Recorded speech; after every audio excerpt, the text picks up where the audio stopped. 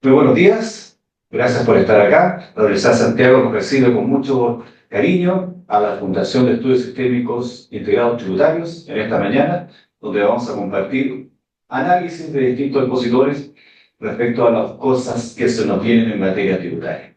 Voy a dejar con ustedes al presidente, es decir, don Rodrigo Rojas.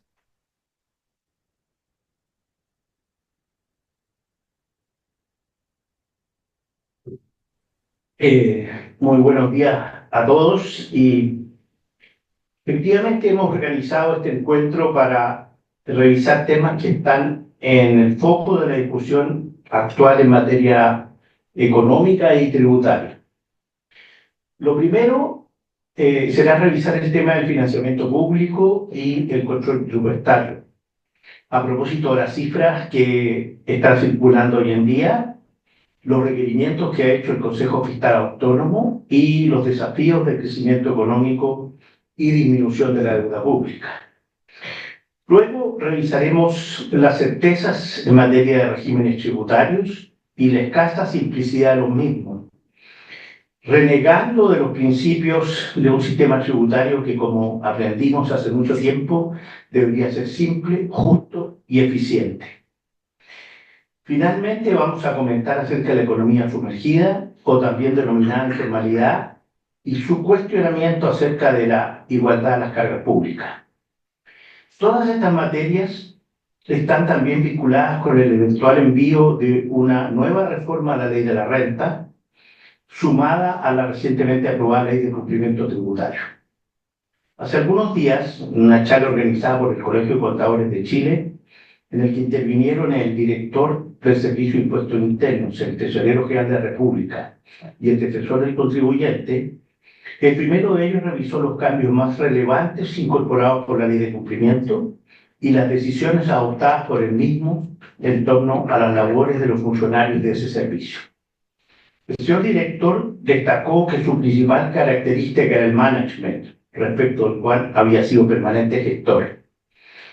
En ese sentido, destacó que su labor era implementar y controlar las nuevas disposiciones aprobadas, dando instrucciones a los funcionarios y resaltando entre ellas el regreso de las actividades de fiscalización en terreno, entre otras. Para ello destacó también las obligaciones en materia de control de boletas y facturas, las ventas de supermercados y restaurantes, las revisiones de las iniciaciones de actividades, la información sobre transferencias electrónicas y la lucha contra la informalidad y la evasión. Si bien muchos estimamos que algunas de esas medidas no son realmente efectivas y en algunos casos contraproducentes, debemos insistir en que el management nunca debe pasar por sobre la ley o violar derechos de los contribuyentes, como creo que está ocurriendo, especialmente con las exigencias para iniciar actividades y con el rechazo de la RAF. En ese orden de ideas, espero que el nuevo Consejo Asesor del Director pueda ejercer algún contrapeso al estilo del actual, que no solo vea la gestión como la única forma de fiscalizar y respete el principio de la buena fe de los contribuyentes. Tal como se lo manifesté a su director, FESIC está dispuesta a colaborar con el Servicio de Impuestos Internos y apoyar las medidas de fiscalización que sean pertinentes, pero respetando las normas legales y los derechos del contribuyente. Tenemos también ambos temas que hemos planteado a las autoridades, como es la validez jurídica del catálogo de esquemas tributarios, además del tema de las contribuciones y la determinación de los avalúos. Termino mis palabras esperando que en esta oportunidad la Defensoría del Contribuyente pueda cumplir con su rol y sea una verdadera ayuda a los contribuyentes. Muchas gracias.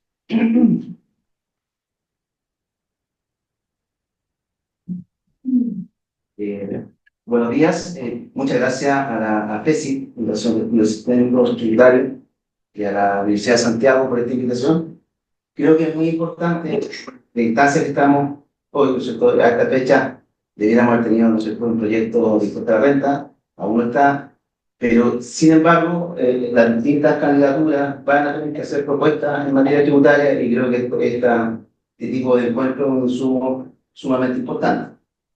Y lo primero, ¿cierto?, destacar, esta gráfica muestra finalmente que la recaudación fiscal en los últimos 15 años prácticamente está estancada. Y eso es una señal súper potente para diseñar un sistema tributario que finalmente cumpla su fin, que es recaudar y aportar al crecimiento económico. Y está estancada principalmente a pesar de sucesivas reformas tributarias que se han dado en este periodo. Hoy día está en la radio que aproximadamente 16 cambios tributarios se han dado en todo este periodo, algunos más importantes que otros. Pero sin embargo la tendencia es clara, es decir, estancamiento en la recaudación fiscal. Ahí en azul se ve el impuesto a la renta, que a pesar de la gran reforma del 2014 tampoco aumentó de forma sustantiva. Lo segundo, sí. ¿Acá? Sí.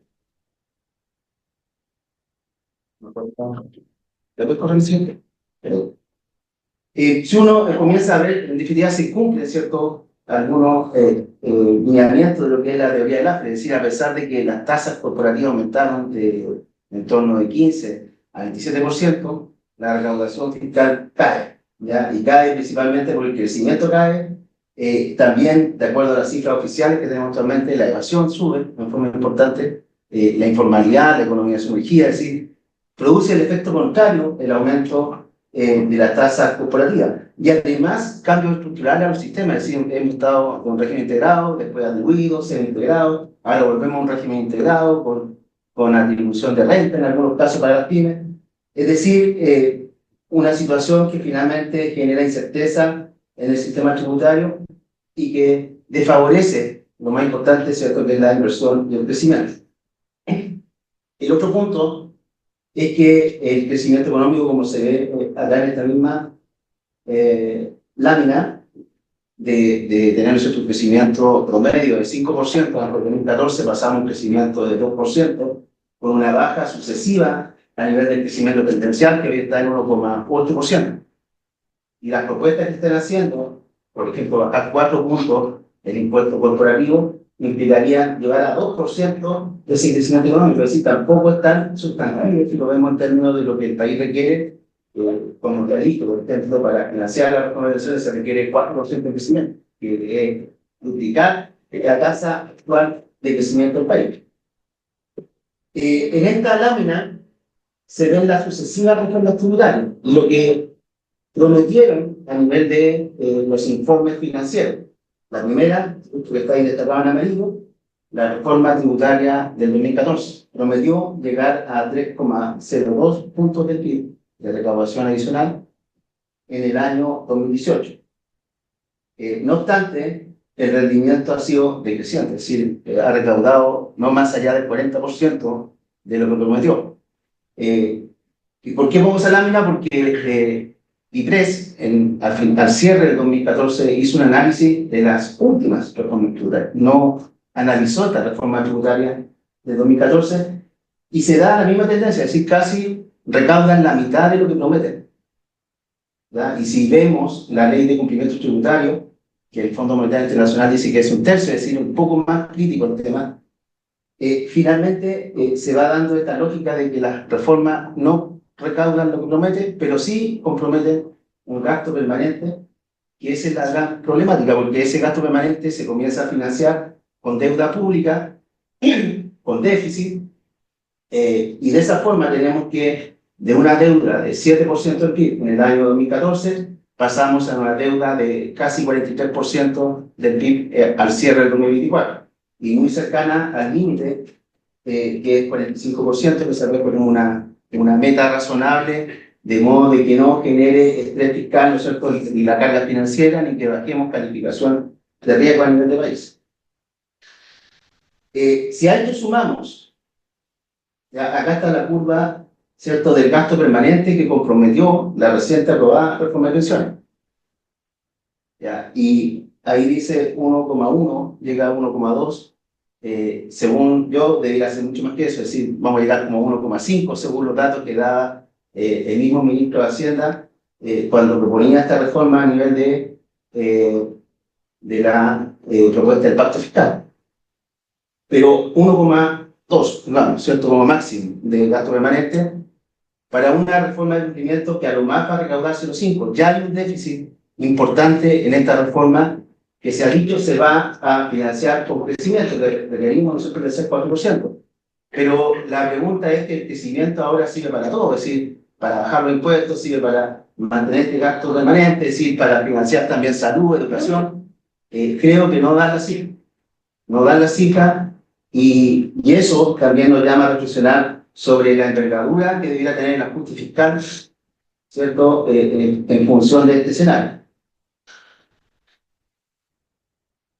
Acá yo tengo la propuesta inicial del pacto fiscal, para que veamos cómo ha sido esta dinámica, ¿cierto? Y la incertidumbre que ha tenido también los niveles de recaudación. Esto es lo que se proponía inicialmente, ¿ya? Después de la negociación del Senado, ¿cierto? Que dijo, ¿cierto?, va a haber una reforma neutral a nivel de impuesto a la renta, pero la ley de cumplimiento, ¿cierto?, se decía que iba a recaudar 1,5, a pesar de la gran incertidumbre que genera esta cifra, ¿cierto? Una sesión especial que se desarrolló a nivel del Senado para solamente evaluar si se daba esa cifra. Incluso algunos de los opositores en esa sesión propuso de que la reforma de pensiones se comprometiera a gastos solamente en la medida que existieran ingresos efectivos, lo que no se dio en definitiva. Entonces, creo que es importante ir considerando esas señales para después ver por qué no se cumplen las metas fiscales. La eficiencia del gasto, que todos vimos, ¿no es cierto?, el informe de la OCDE, indicó en forma, diríamos, bastante acotada, ¿cierto?, un ajuste de 0,2% del PIB, que era lo que proponía, ¿cierto?, la OCDE. Hemos visto que ya se habla de cifras muy superiores a esa cantidad y se podía, diría, no era que algo imposible. Solamente si uno ve el ajuste de 1.500 que ya se está proponiendo para este año, son 0,5. Y había un punto, ¿cierto?, que en ese momento se propuso como el aporte del litio con el acuerdo Codelco-CQM. Y todos ya sabemos que ese acuerdo está muerto por lo menos hasta el 2030, por el precio del litio. ¿Sí? Claramente, las cuentas no dieron finalmente, porque la reforma de pensiones que se estaba proponiendo en su momento tenía incluso un límite de ingresos permanentes en torno a 25% del PIB. Ese era el límite para gatillar esa reforma. Después sacaron ese límite porque finalmente, si uno ve el último cierre del 2024, anduvimos cerca del 22,5% del PIB de ingresos permanentes. Es decir, tampoco está dando, de acuerdo a lo que proponían, que era, diríamos, una meta razonable para una reforma sostenible a nivel, por ejemplo, de la reforma pensional. Entonces, este escenario, claramente donde tenía menor importancia que la eficiencia del gasto, tenía mayor importancia el combate a la evasión, cambia radicalmente. Y yo diría que actualmente nos encontramos en esta situación. Es decir, donde el mayor peso de este pacto fiscal debiera estar en la eficiencia del gasto, hablan de 1% del PIB, yo creo que me quedo corto, que ya están diciendo 2%, ¿cierto?, que se requieren 6.000 millones de dólares más o menos como ajuste para estabilizar la cuenta. El crecimiento del litio ya no está, el crecimiento tampoco llegó, ¿cierto? Cuando se planteó esto, recordemos cuando hablaban del Lehman D, que era casi llegar a 3 puntos más de crecimiento en este periodo, tampoco se dio. La ley de cumplimiento tributario, en estricto rigor, recaudaría 0,5% del PIB, no más, porque son medidas administrativas. De hecho, llama la atención que el plan de gestión de cumplimiento tributario no tenga incluso meta respecto a lo que se va a recaudar en relación a la evasión. Por tanto, a lo más se podría recaudar 2% del PIB, en un escenario, diríamos, bastante acotado. Y finalmente, si uno ve el último informe de finanzas públicas y las proyecciones para el 2025, ahí muestra que de 17,7, que es por el cierre del 2024, se propone un ingreso fiscal de 19,20 puntos del PIB, es decir, creciendo casi 1,5. lo que tenía, ¿no es cierto?, la meta de cumplimiento tributario. No obstante, es bastante difícil llegar a esa meta, considerando la tendencia que trae la recaudación fiscal, y esto también pone un peso adicional a lo que es el ajuste fiscal, porque recordemos que el Consejo Fiscal Autónomo propuso este ajuste de 1.500, pero siempre que las proyecciones del 2025 estuvieran, ¿no es cierto?, en línea. Si estas proyecciones no se dan, y ahí estamos a la espera de un informe del Fondo Monetario Internacional y le pone en cuestionamiento a esta cifra de recaudación, probablemente el ajuste deberá ser mayor. Creo que eso, ahí resumo más o menos el escenario actual, que es inestable. Muchas gracias.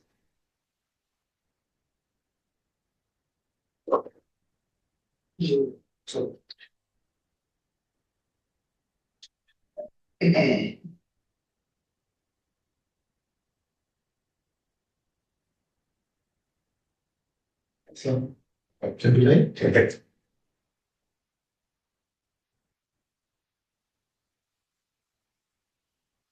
Gracias. Bueno, yo quiero exponer sobre el presupuesto del sector público, porque esta es una materia que yo creo que es bastante poco conocida y se habla mucho, pero a veces se entiende poco, hay mucha confusión en algunos conceptos, y por eso quería graficarlo ahí con nuestros niños tratando de comerse el helado que tiene que pasar por todo ese laberinto que no sabe por dónde se entra, no sabe cómo transitar.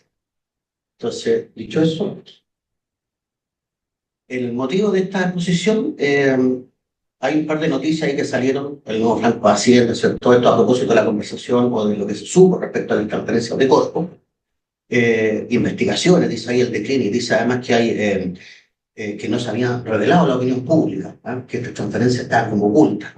Después hay una columna ahí muy interesante que dice que el Banco Central tiene patrimonio propio y hay una serie de servicios públicos como la Corfo que tienen patrimonio propio, y que es equivocado lo que se ha hecho, que no es cierto que existe este concepto del gobierno central.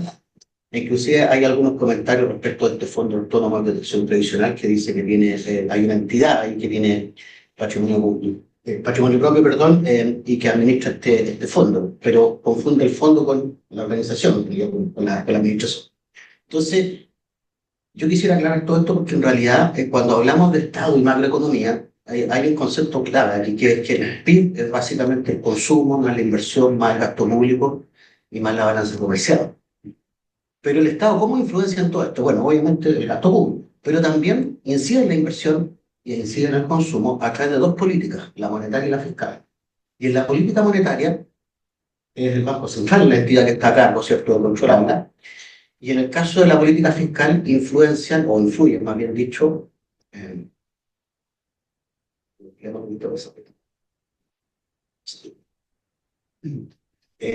la regla fiscal, el programa de gobierno naturalmente, y también el presupuesto del sector público. Entonces, visto todo este paquete, claro que es importante el sector público, o más bien el presupuesto del sector público, pero también es importante entender cuál es el rol que juega el Banco Central en todo esto, en sí, porque en los comentarios se ha confundido y se ha mencionado de que la Corfo tiene patrimonio propio, así como el Banco Central, y que por lo tanto no es lícito, o por lo menos es extraño lo que se está haciendo al transferir recursos de la Corfo al presupuesto del sector público. Bien, para entender eso entonces, ¿cómo nos organizamos como país? Bueno, tenemos una constitución política afortunadamente, o sea, y hay varios artículos interesantes. Dice que el Estado de Chile es unitario, dice que Chile es una república democrática, dice que el gobierno y la administración del Estado corresponden al presidente de la República y al jefe de Estado. Pero lo más importante es que hay todo un articulado respecto a cómo se conforma la ley, cómo se arma la ley.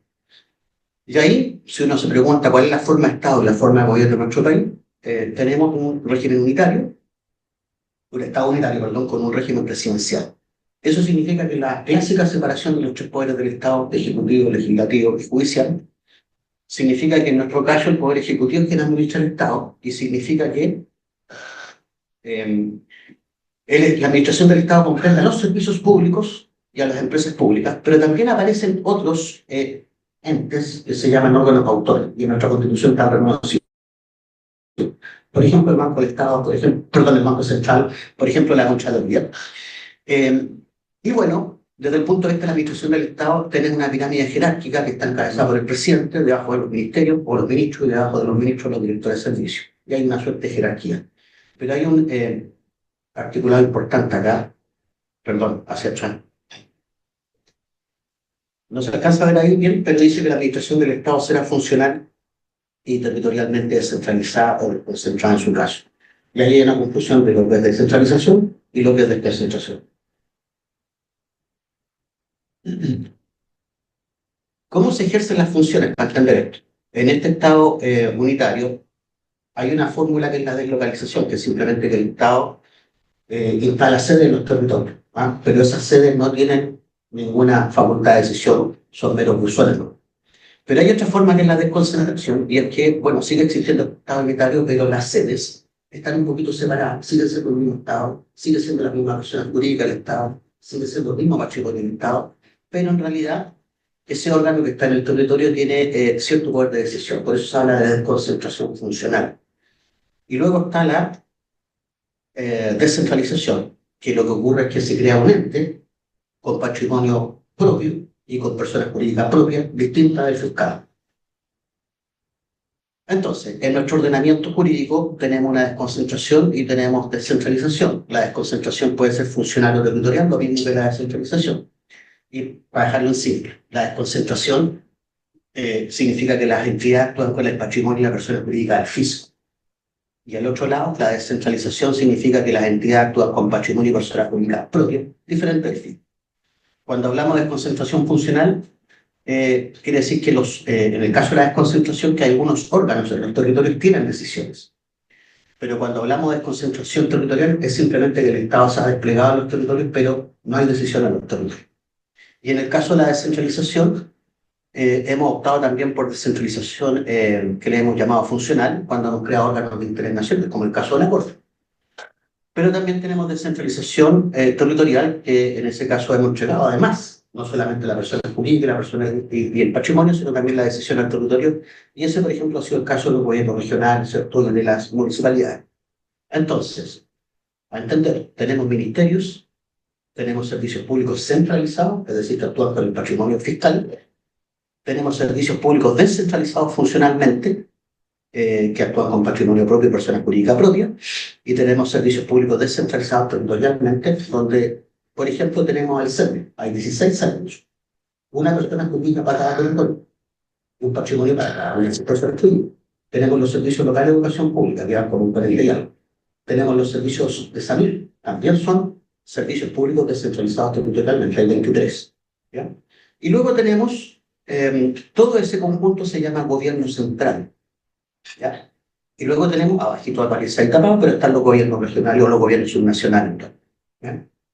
Dicho esto, ¿cómo se maneja financieramente el presupuesto? Pensando en esto, bien, hay desconcentrado y hay descentralizado, hay desconcentrado funcional y territorial y descentralizado funcional y territorial.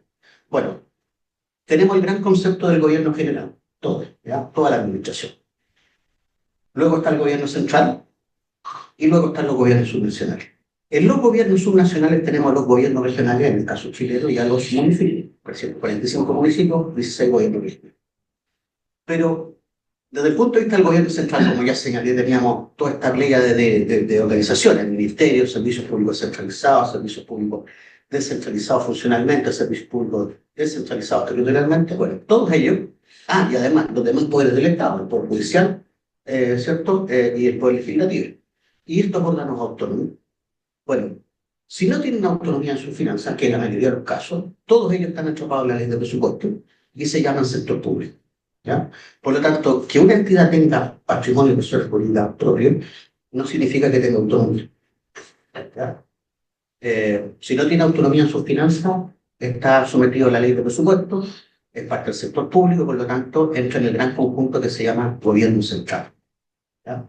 En cambio, si tiene autonomía en sus finanzas, que es el caso del municipio, que no está en la ley de presupuesto, los municipios aprueban su presupuesto autónomamente, y el caso también de las empresas del Estado, las empresas del Estado, su presupuesto no está aprobado en la ley de presupuesto. Lo que está ahí, aprobado, simplemente son las transferencias o los aportes que el fisco les va a hacer año a año.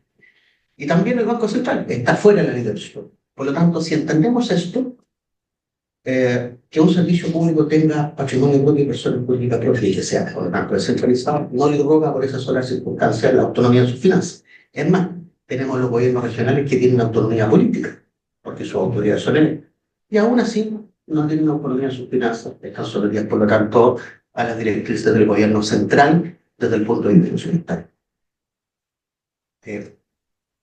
Ahora, ¿cómo se estructura esta ley de presupuesto? Bueno, como toda ley tiene artículos.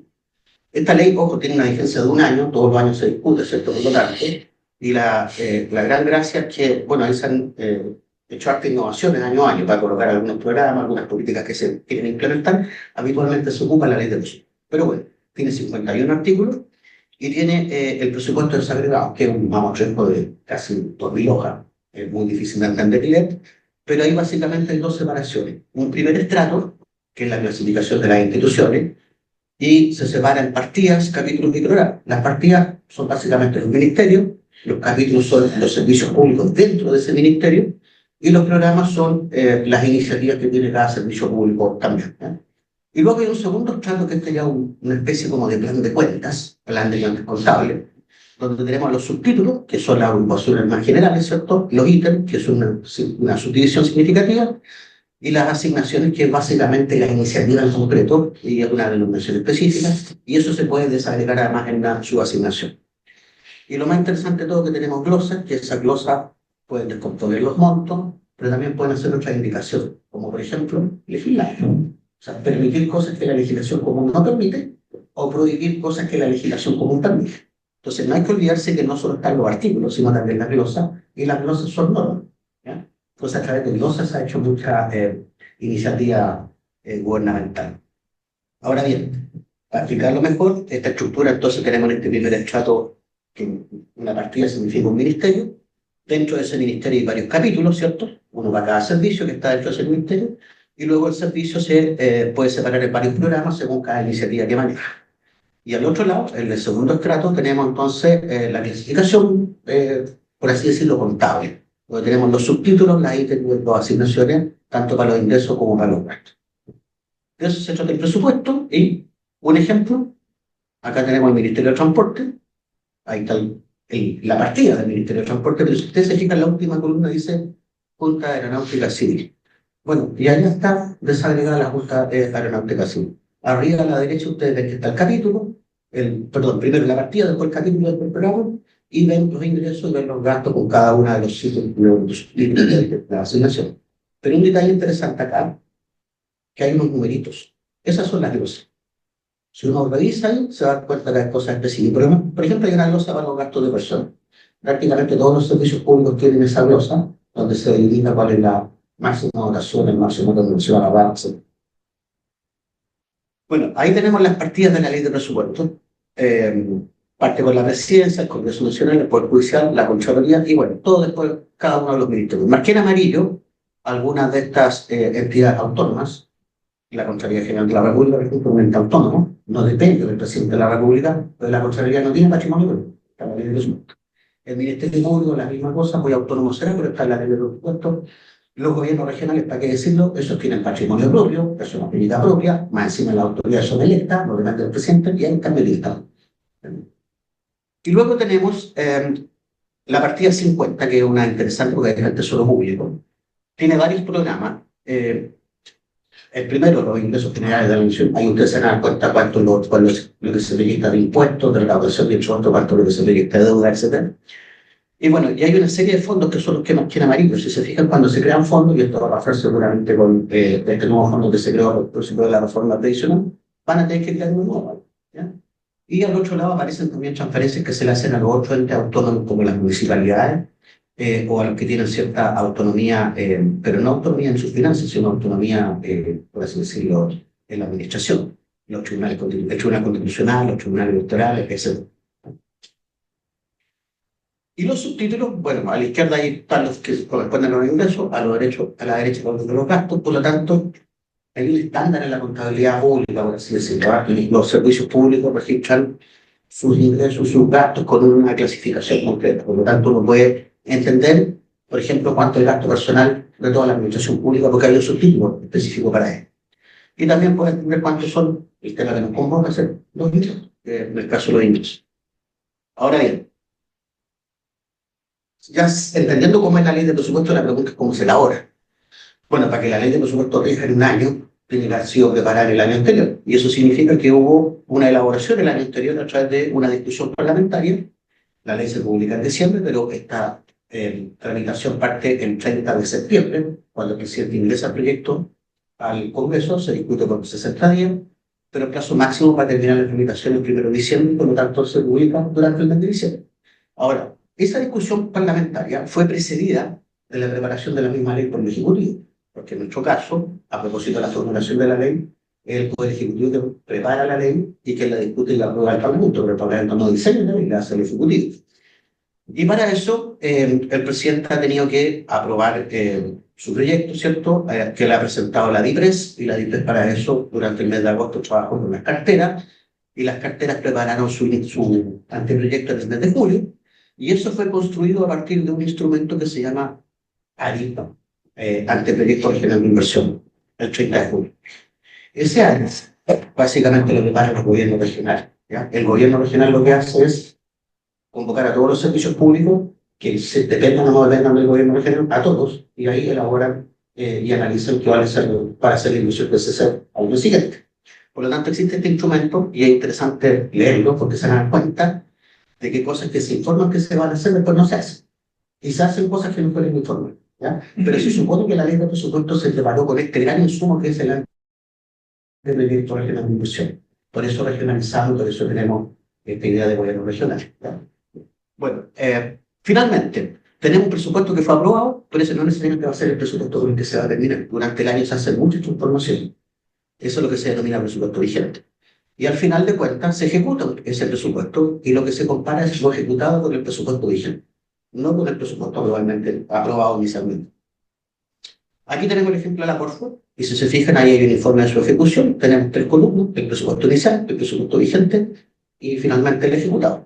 Y ahí yo destaqué particularmente algunos de los ingresos y algunos de los gastos, y son los que tenían que ver con esta famosa operación de litio. Si ustedes se fijan, tenían originalmente como ingreso renta a la autoridad 871.000 millones y terminaron en una cifra mucho mayor.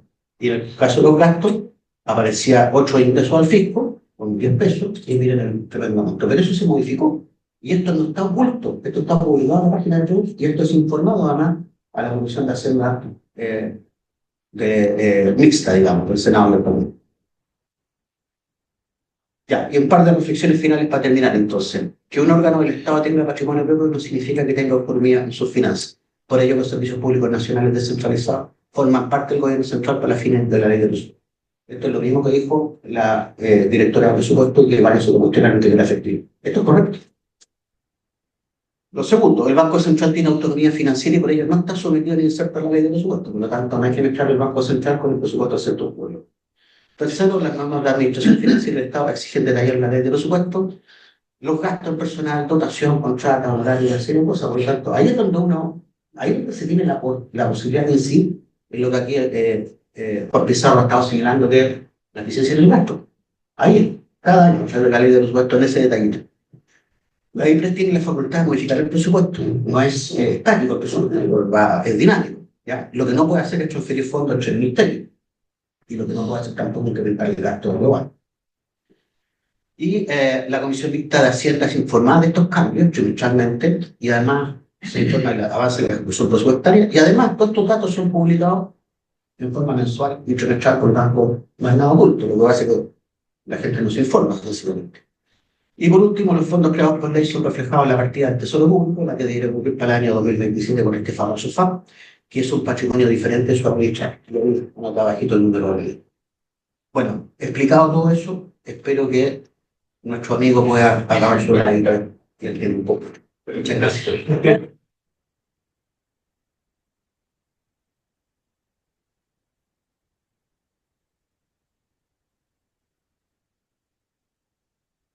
¿Consultas? Y respecto a lo que mencionaste, al final me llama mucho la atención esto de la información pública. Uno tiene la idea de que finalmente está reservado, que se está ocultando. Y eso es una tónica constante, yo creo, en muchos aspectos, aspectos legales, aspectos incluso financieros, de operaciones que hacen alguna sociedad anónima. Pero ahí siento que lo cerraste mucho en el tema de que ya es público. ¿No habrá también algún rol más de las mismas instituciones de no solo de publicar esto en una página donde a lo mejor yo trato de entrar y no encuentro la información y todo esto, sino que también de hacer algo más para la ciudadanía en general, una forma más fácil de acceder a esta información? Claro, para responder efectivamente, o sea, es claro que el público no se informa, ¿ah? No le vamos a exigir al público cosas que no dicen. Pero tenemos a los parlamentarios, y eso es donde yo he puesto la crítica, porque todo el mundo se sorprendió de esta operación, y resulta que esto fue informado a la Comisión de Hacienda, o si no vieron los papeles, tenían la obligación de verlo. Nosotros tenemos que comentar entonces, este hay un problema institucional, o sea, la institución publica, pero no anda avisando todo lo que publica, una serie de datos. Y no va a decir, oye, este dato es más relevante que el otro, es responsabilidad del lector. Primero sabe buscar la información que está publicada en la página de la literatura, ¿no? Y lo otro, las autoridades electas son representantes. No solamente elegirlas, ellos tienen 3 funciones, además de fiscalizar la representación. Entonces debiesen revisar más minuciosamente esa información. Y claro, tenemos después una serie de organizaciones como nosotros mismos, que, claro, nos estamos metiendo, estamos estudiando estos temas para levantarse por cosas de alerta. Entonces, yo lo que quería destacar aquí, los temas que no son los correctos, para que concentremos en el tema correcto. Y el tema correcto es lo que se había estado señalando, es que hay que reducir el gasto fiscal. Porque si queremos mantener el crecimiento, si tenemos que la recaudación tributaria sea ocupada adecuadamente, hay que ser más eficiente en el gasto público.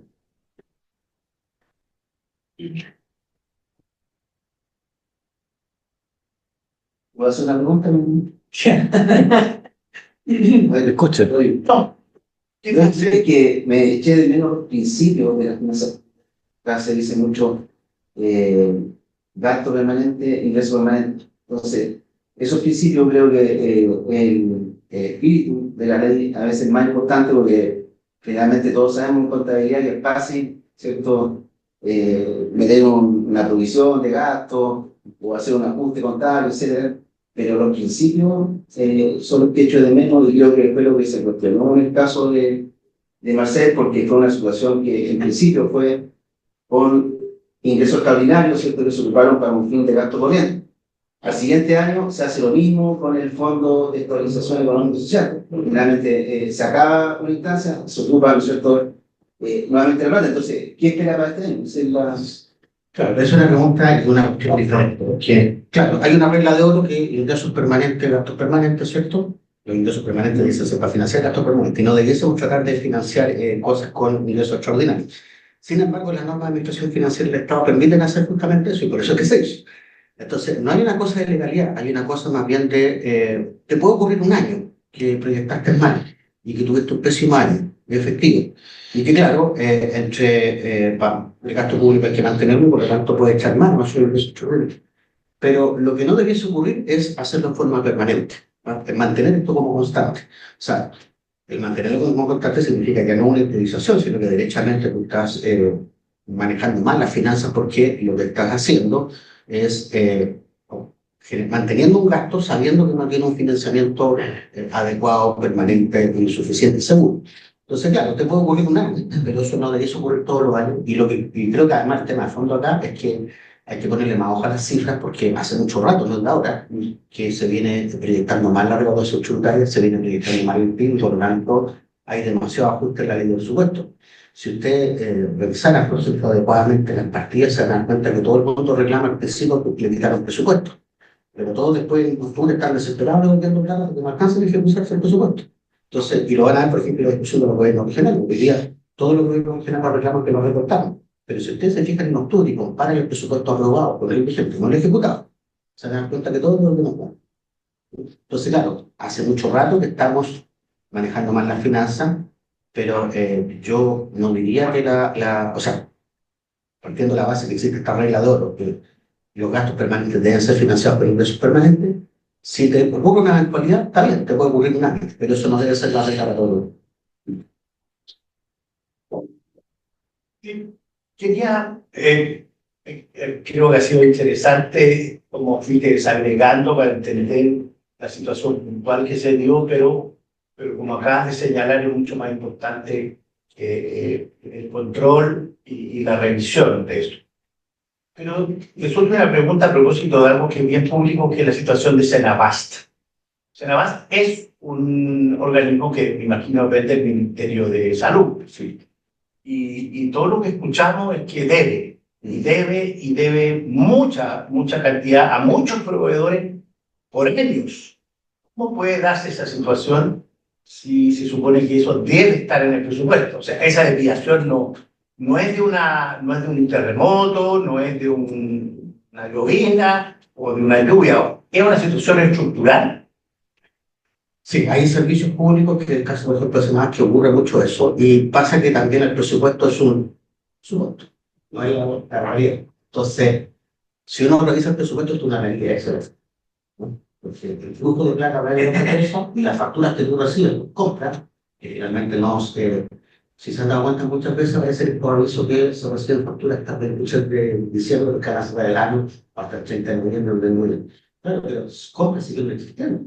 Y esas lamentablemente no se reflejan adecuadamente en el presupuesto como el de flotante, que es lo que se va a pagar para el periodo siguiente de lo que es ejecución presupuestaria del año anterior, ¿ya? Entonces, claro, ahí hay un tema de manejo contable y yo creo que efectivamente han faltado controles ahí. Yo creo que tenemos que perfeccionar un poco esto, aprovechando más la tecnología, la informática, pero hay muchos malos manejos, no para quedarse con la plata o robarse la plata, sino que para que la institucionalidad siga funcionando, pero sabiendo que existen vicios que no se corrigen. No informar a los proveedores, no, al hacer el cierre antes del mes por ejemplo. Una pregunta. Respecto, cuando uno mira los ítems del presupuesto, normalmente el ítem más grande es un gasto en personal. Dependiendo del ministerio más o menos, pero en todo será por lo menos la mitad. Lo voy a decir al revés. Es que es el único que es eficiente son los gobiernos regionales. El 5% es gasto de personas, ¿ah? Y el 95% es inversión. En todos los demás, de hecho, es con el 60% de gasto nacional.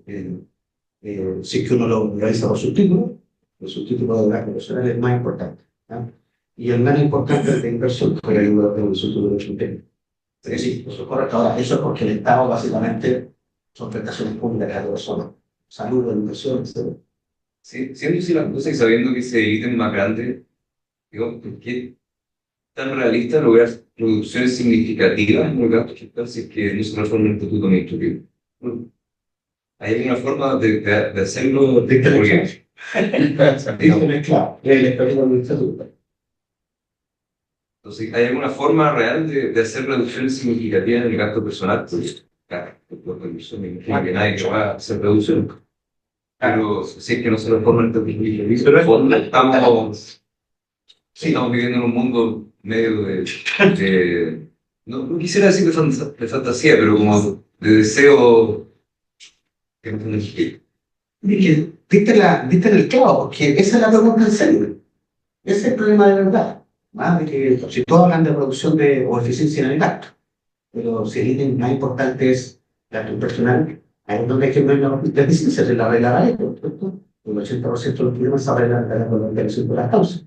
Efectivamente, claro. Ahora, ese ítem no solo tiene el personal de planta, sino también la contrata y también el personal honorario, pero la contrata y los honorarios no son el negocio. También es importante valorarlo, pero si no vemos la reforma del estatuto administrativo o no vemos eficiencia, por ejemplo, en la dotación de funcionarios, porque hay servicios carentes y otros que sobran. O sea, no sé si cabrá que hacer las ecuaciones, pero ahí está el equipo de la sociedad. Sí, Y la licencia médica. Y la licencia médica. yo he escuchado casos también incluso de programas que se habían terminado por mala evaluación y el personal que se contrató para esos programas no se podía reducir, cuando tenían que reasignarlos por tal en algún lugar. No sé si será tan cierto, pero Está de planta, no hay nada de productivo, porque ellos son, yo lo dije en alguna vez, no son propietarios. O sea, no son propietarios, son propietarios. Propietarios de su empleo.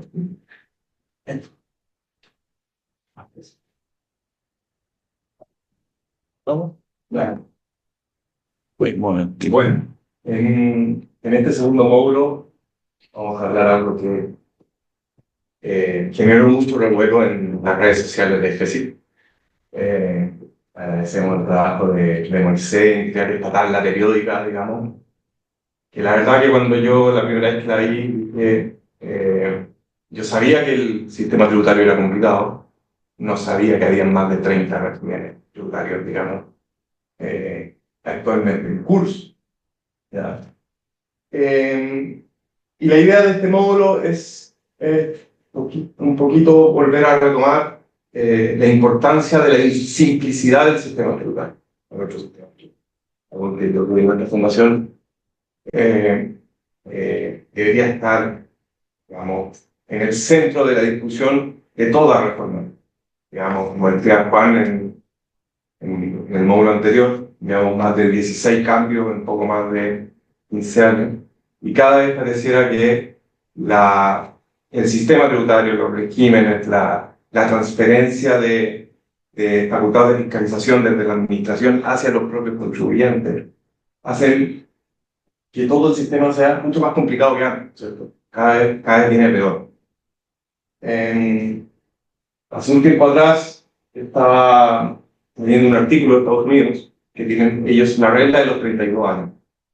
Cada 32 años el sistema se complejiza tanto. Si uno mira la historia normativa tributaria de Estados Unidos, cada 32 años el Congreso vuelve, a través de Congreso y programas de gobierno, se vuelven a incluir exenciones, mayores créditos y subterfugios para no pagar los impuestos, digamos, crear nuevos regímenes, ¿ya? Y cada 32 años viene un borrón y cuenta nueva y simplifican el sistema. En Chile este año 2025 cumplimos 50 y no hemos nunca hecho ningún esfuerzo por simplificar eso. Entonces, quizás dado que estamos en tiempos de campaña, siempre hablando de reformas, es un tema que deberíamos retomar. Y para esto voy a invitar al autor de esta genialidad, digamos, Moisés, a que nos explique cuál es nuestra situación actual, cuál es el problema, digamos, en términos de síntesis.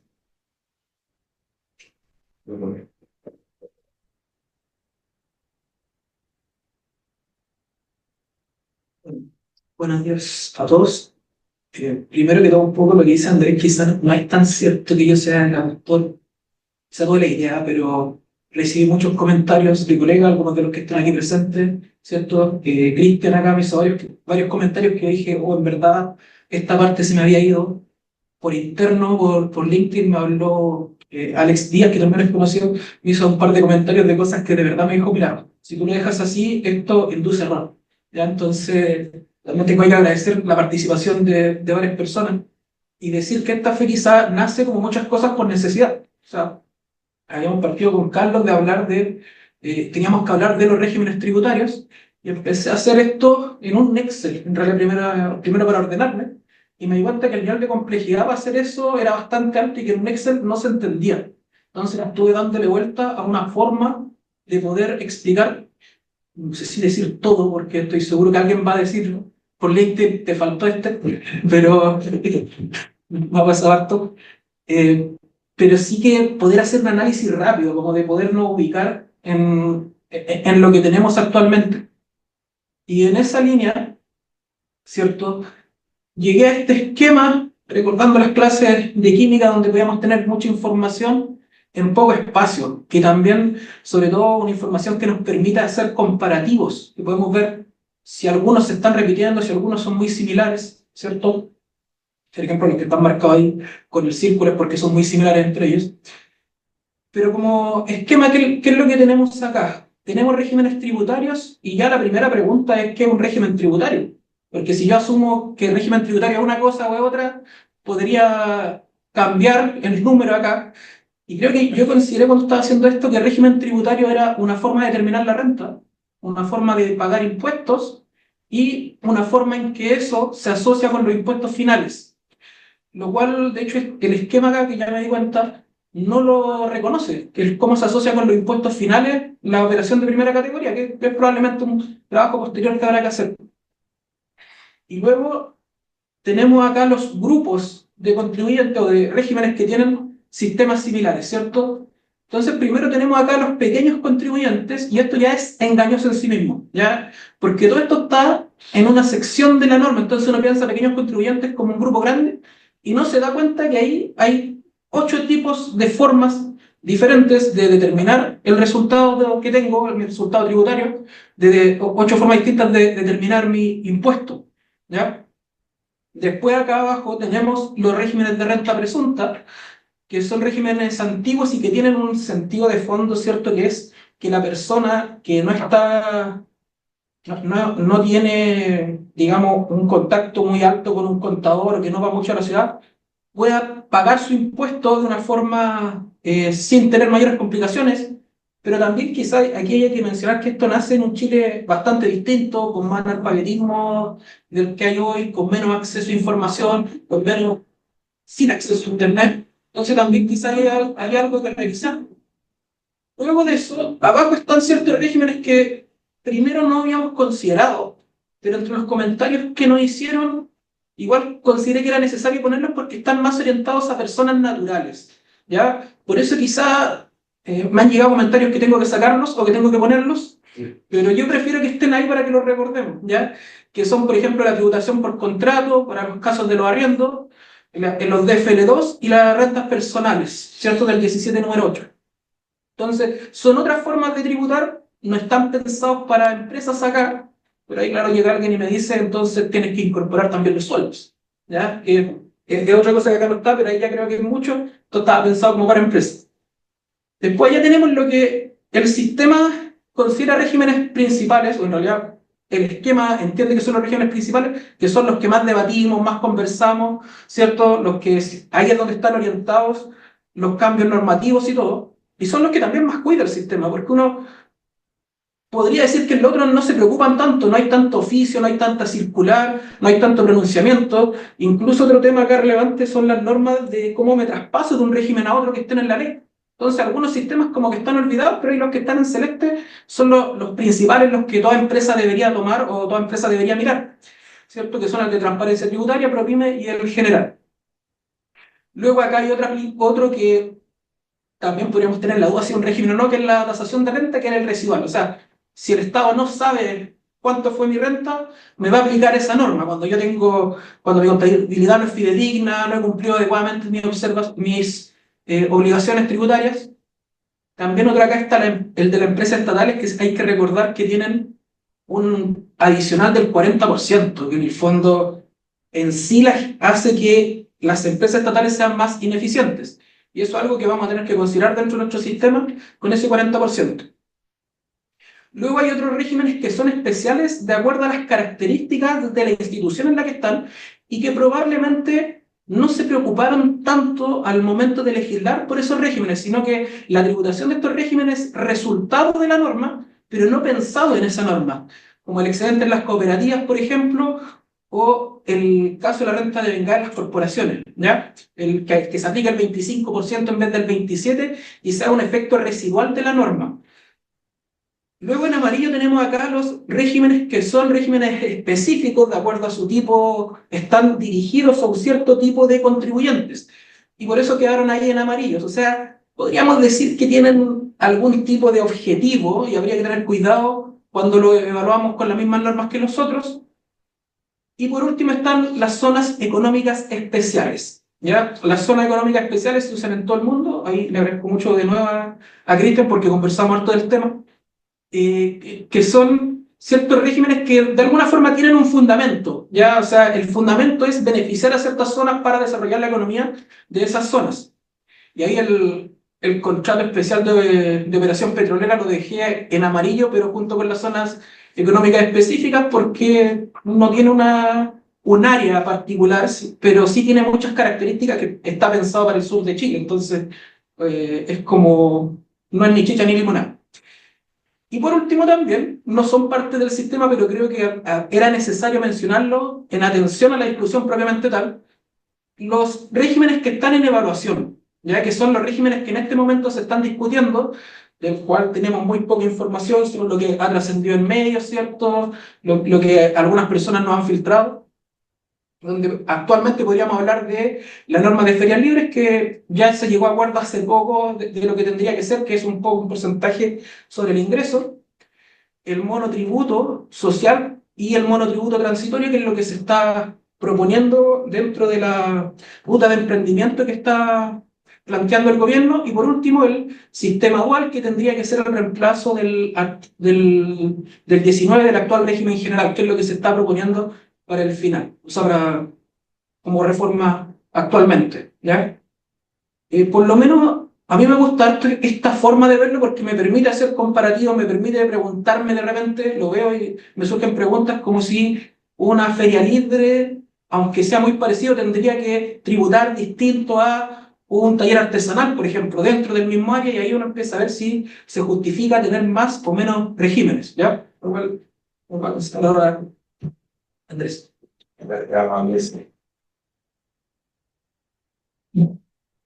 La tabla. Como decías tú, Moisés, muchos de estos regímenes estaban pensados o creados, fueron creados en un Chile muy distinto. Chile mucho más precario, probablemente, con menor educación, tanto financiera, menor de la que todavía estamos en tasas bajas, pero prácticamente nula.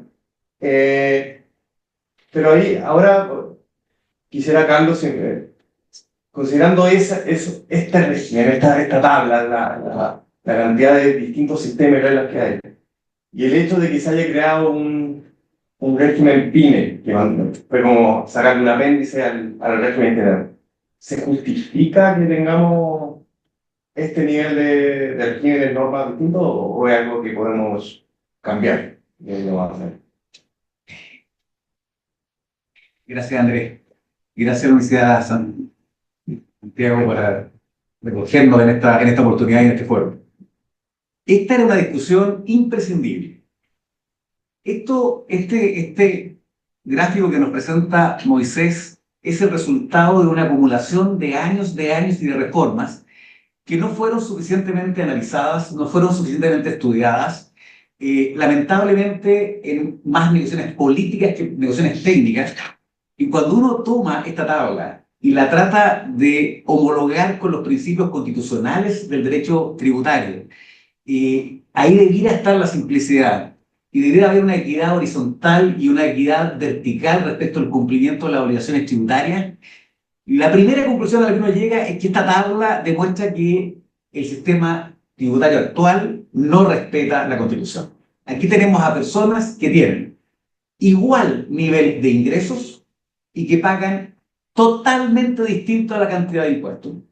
Tenemos personas que tienen una mayor percepción de ingresos y que están en regímenes que no fueron pensados para ello, y estoy pensando claramente en el tema de los pescadores artesanales, que cuando uno ve cuál es la realidad del día de hoy y cuál fue la realidad original que tuvo en cuenta, ya no existe. Lo más fácil para entender esto es mirar en las calles lo que pasa con los postes de electricidad. Y uno ve cables y cables y cables que quedan obsoletos y nadie los retira, y ahí están los cables y nos llenamos de cables porque nadie hace el trabajo de saber cuáles son operativos y cuáles no son operativos. Entonces esta tabla nos permite analizar este recorrido en el tiempo que hemos tenido, sumando y sumando regímenes tributarios y tratando de empatizar esto con el principio constitucional de la igualdad de las cargas públicas. Y aquí la conclusión necesaria es que no podemos seguir añadiendo cables a esta aportación, no podemos seguir añadiendo regímenes tributarios a esta tabla que estamos viendo, y que de una vez por todas en Chile hagamos un trabajo serio, como el que nos plantea Andrés, que en Estados Unidos se hace un punto cero, nuevamente se piensa, y no lo que nos explicaba Moisés, que son los regímenes que están en blanco abajo, que queremos seguir añadiendo regímenes tributarios a una tabla que ya es extremadamente compleja. Así que Andrés, si podemos pasar a la próxima, vamos a ver qué es lo que hay que empezar a eliminar. Y aquí, cuando a una persona le eliminan su régimen tributario, la verdad es que no aplauden. Pero este es un problema de país. O sea, como país y para respetar los principios constitucionales, tenemos que volver a un régimen tributario simple, simple de cumplir y simple de fiscalizar. Y que además respete estos dos principios, el de la equidad horizontal y el de la equidad vertical. Lo primero que tenemos que entender que hay que eliminar son lo que vemos ahora en pantalla, que son estos regímenes de los artículos 22 al 28 de la ley de la renta, que son estos 8 regímenes tributarios, porque tuvieron todos ellos un origen histórico que los justificó. Pero han pasado 50 años. Chile de hoy día no tiene nada que ver con el Chile de hace 50 años atrás. Y por lo tanto, no haber tocado, literalmente, no haber tocado, modificado las reformas, nunca se han preocupado de estos artículos 22 al 28, Y por lo tanto, un trabajo serio es no mandar un proyecto de reforma tributaria añadiendo 4 regímenes más, sino que analizar lo que tenemos. Y cuando analicemos lo que tenemos, vamos a entender que esos 8 regímenes tributarios no tienen sentido, que sí tendría sentido un monotributo, como lo ha dicho FESID, no el monotributo que nos plantea el Hacienda, pero sí un monotributo como lo conocemos en otras partes del mundo, y por lo tanto aquí esos 8 de esta tabla, con más de 30, ya daría un paso adelante. En la siguiente lámina, seguiríamos con el horror de los transportistas, de los agricultores y de una pequeña, muy pequeño número de contribuyentes mineros que tienen los regímenes presuntos, que es lo que está en verde. De nuevo, como explicó Moisés, tuvo una lógica. Recuerden que el año 90, don Patricio Aylwin hace el gran cambio en lo que son las reformas en los regímenes presuntos y pone techos y pone formas de salida. Y después en 2014 lo volvimos a modificar y fuimos cambiando unidades tributarias mensuales y cambiamos unidades de fomento. Echamos a perder una muy buena solución de don Patricio Aylwin respecto a la forma de salir de estos regímenes y hoy día los tenemos según el tipo de actividad: agricultura 9.000, transporte 5.000, minería 17.000, tenemos techos bajos, pero de nuevo la pregunta que hace Moisés es válida. ¿Tiene sentido en el Chile actual tener estos regímenes presuntos? Y hay que reconocer que no hay justificación para mantenerlos, sí para una buena norma transitoria que permita salir de estos regímenes. Pero estos son 3 regímenes que hoy día en el Chile actual tampoco tienen explicación. Y en el caso de la agricultura es peor aún porque como su base imponible está dada por el avalúo fiscal y como el avalúo fiscal ha crecido tanto, la verdad es que económicamente hablando, los agricultores pagarían menos impuestos y no más impuestos si que se eliminan estos regímenes. Porque cuando se elevaron tanto los avalúos fiscales, la base imponible subió y por lo tanto están pagando más impuestos que lo que debieron. Y en la lámina siguiente, el presidente Ricardo Lagos hizo una contribución fenomenal, maravillosa al país, que fueron las microempresas familiares, que tienen unos principios realmente que hay que rescatar de ese proyecto de ley, pero hacía que su régimen tributario, por referencia, iba a los de los 22 a 28. Y por lo tanto, aunque tienen requisitos distintos, forma de actuar distintos, inicio de actividad distintos, tenemos que entender que si vamos a eliminar los 22 al 28, hay que pensar que la normativa de las microempresas familiares tenemos que llevarla a un monotributo y por tanto seguir simplificando. En la lámina siguiente, esto va a doler. Esto va a doler porque el que dice número 12 ahí y el que dice número 26, en el número 12 tenemos un régimen tributario, pero que está normado a través de un decreto supremo. Sabemos que hay el principio de la exclusividad legal. Y aquí no, tenemos hasta el día de hoy, y así está resuelto por el Servicio de Impuestos Internos, que la contabilidad agrícola que está normada en ese decreto supremo tiene una forma de determinar la base, de pagar el impuesto distinto, y ese es el concepto básico que tomó Moisés para hacer esta tabla, y por lo tanto, ¿tiene lógica? No, la lógica es que vayamos a menos regímenes, más simples, que respeten la equidad horizontal, que respeten la equidad vertical. El del lado, como en Chile no hacemos las cosas bien, cuando se modifican las normas de régimen presunto, no nos dimos cuenta que se nos quedó ahí una norma en el 701, en el decreto 701, que es la ley de bosque, y cambiamos el lenguaje de unidades tributarias mensuales a unidades de fomento, pero se nos quedó rezagado ahí en la situación de la ley de bosque. Y se le pregunta al Servicio de Impuestos Internos, como no se derogó esta normativa, ¿sigue estando vigente o no está vigente? Y la respuesta del Servicio de Impuestos Internos en oficio dice que sí, que está vigente. Y de nuevo, ¿tiene lógica esta norma?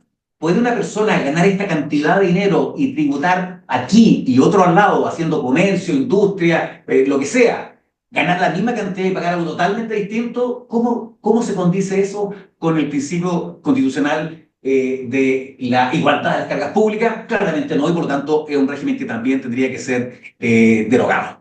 En la siguiente lámina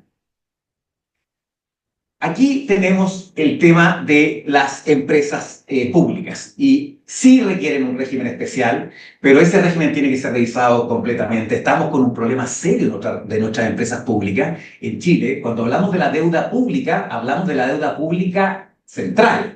Pero hay otras deudas públicas, entre ellos las que tienen las empresas públicas, y por lo tanto ya no estamos en cerca del 43, sino que estamos sobre el 60% de vacío, y aquí tendríamos que tener una norma contable y una norma tributaria distinta para las empresas estatales, y por lo tanto eso requiere de todas maneras una revisión.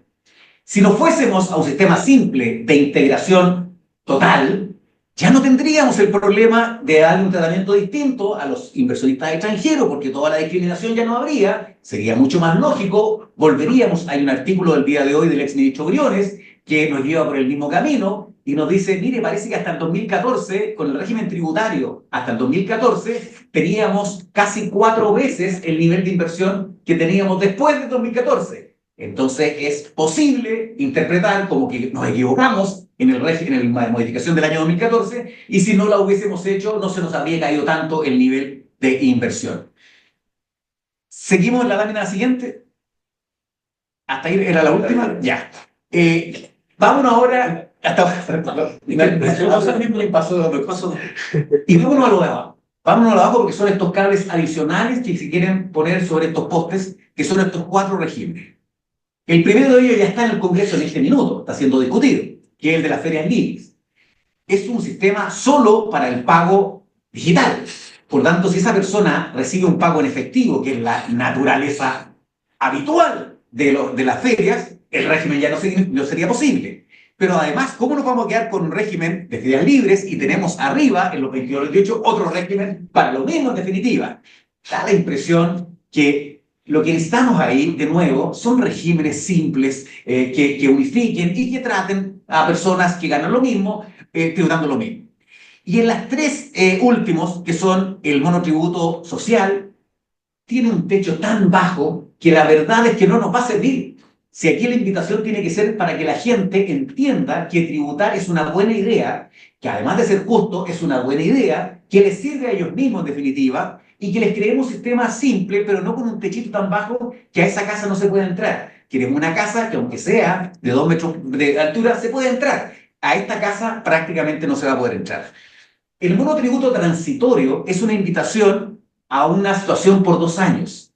Todos saben que el Valle de la Muerte es a los 3 años en adelante, por lo tanto, ¿cómo vamos a decirle a las personas que se incorporen a un régimen de monotributo como el que nos plantea el Ministerio de Hacienda, poniéndole un límite en el tiempo? En el resto del mundo se pone el límite de ingresos o de utilidad, no un límite temporal. Y por lo tanto, de nuevo, esa fórmula no es la adecuada. Y finalmente, el último, que es el que reemplaza el 14A actual, nos quiere llevar a un sistema desintegrado, y parece que la lógica va en el sentido exactamente contrario, hacia la integración. Además de un problema de justicia, que se rompe la equidad horizontal, se rompe la equidad vertical, de verdad que nos están invitando a incorporar más cables a este poste, en circunstancias que la invitación de especies es limpiemos los postes, veamos qué cables realmente necesitamos y dejemos un sistema tributario que sea simple, que respete la equidad horizontal, que respete la equidad vertical y que sea una invitación a formalizar las empresas.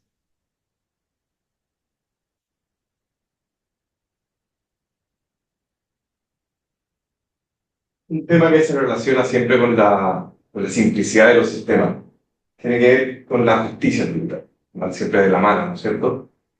Hay algo, Moisés, que podemos hacer respecto del impuesto de primera categoría. Ha pasado los últimos años, pareciera sobre todo que a nivel de pymes, se paga mucho impuesto, es un préstamo al fisco sin intereses, digamos, para que después, en abril o 6 meses después, 4 o 6 meses después, quizás más, venga la devolución del impuesto. ¿Cuál es tu pensamiento en esta manera? Voy a tomar las palabras de Carlos y lo que hizo acá, para mencionar que hace poco estaba hablando con un contribuyente que es transportista, pero estaba en ProPyme. Y después de conversar con él nos dimos cuenta que lo mejor era que pasara a renta presunta. Y ahí se generó un problema porque esa diferencia, ese pago adicional de impuestos se debió netamente, ¿cierto?, a el contador que tuvo o que él hizo su inicio de actividades por su cuenta. Y seguramente habrá ido al servicio, lo habrá hecho con la página, donde la otra persona o la contraparte o la máquina no tenía una necesidad de apoyarlo. Entonces, quizás lo bueno de eliminar estos sistemas es que reducimos las opciones, y reducir las opciones, ¿cierto?, fomenta la equidad, porque al no tener que decidir acá si tengo estos regímenes o no, no quedo sujeto a la capacidad que tengo para pagar un buen asesor o no. Espero que nadie acá se moleste, porque sé que son muy buenos asesores. Pero sí también se da otra situación relevante acá, que tiene que ver con que en los regímenes que tenemos como principales, ¿cierto?, la capacidad de estar ahí o no depende de los ingresos. También me ha tocado ver una empresa que tiene muchos ingresos, pero también tiene muchos costos. Entonces, al final del día, aunque tuviera muchos ingresos, el resultado que tenía no era tan alto. Entonces, quizá acá, por un lado, para los regímenes principales que tenemos en este momento, habría que empezar a preguntarse si tuviéramos que migrar a unos requisitos basados en el resultado de la empresa más que en los ingresos que tenga. Y por otro lado, otro problema que se da mucho son contribuyentes que dicen, mira, yo hasta el año pasado tenía tantos ingresos, por lo tanto estaba en el 0, o ahora en el 10 o en el 12,5 todavía, esto en el 25 que está ahí como norma general. Pero si yo empiezo a vender mucho, o yo me pasé este año, y ahora tengo que pagar un 27 de golpe, ¿ya? Lo cual genera un problema, porque después de pagar ese 27, si yo estoy en el límite superior, después de pagar ese 27 yo estoy más pobre como empresa, ¿cierto?, que la empresa que todavía se mantiene en el límite superior del régimen propinio, del régimen de transparencia tributaria. Entonces ahí se genera un problema que Juan nos ha mencionado alguna vez, que es el desincentivo a crecer. O sea, a la empresa ya no le sirve tanto crecer, porque si yo crezco, a lo mejor voy a tener más renta, pero pagando un impuesto mayor quedo peor creciendo. Y ahí hay un tramo donde se nos genera una especie de valle también, ¿cierto?, donde no me conviene seguir creciendo. Y dándole vuelta a una solución a eso, creo que una buena solución sería aplicar el mismo principio de las personas naturales que pagamos renta, ¿cierto?, de forma progresiva, por la renta superior. Entonces, que las empresas tengan un camino donde por sus primeras rentas, tomando este mismo cuadro, pero esto puede estar sujeto a discusión, por sus primeras rentas, por un monto a definir, ¿cierto?, todavía con mayor análisis, no paguen impuestos.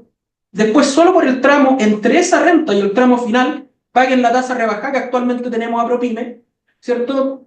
Supongamos que un 10%, porque si no es lo que habíamos hablado del préstamo al fisco. Y luego solo la parte de las rentas que superen ese tramo, paguen el 27%.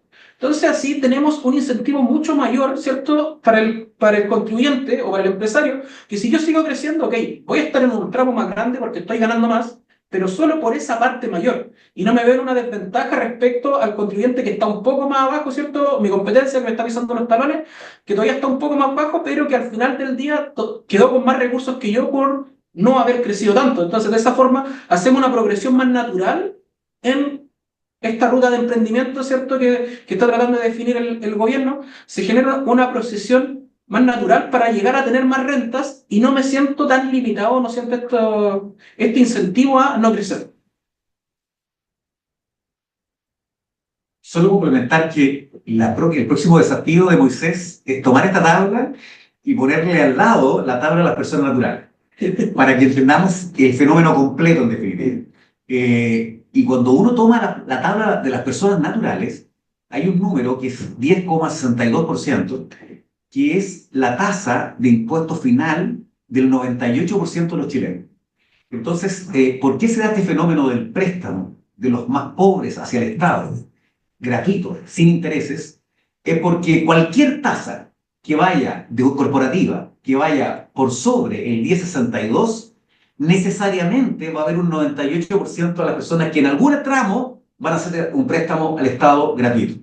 Entonces, cuando hagamos el estudio serio como país de ver el fenómeno de esta tabla y cómo lo tenemos que simplificar, el próximo trabajo de Moisés, que es poner la tabla de las personas naturales, en ese minuto el fenómeno de la tributación debiera tener una solución integral.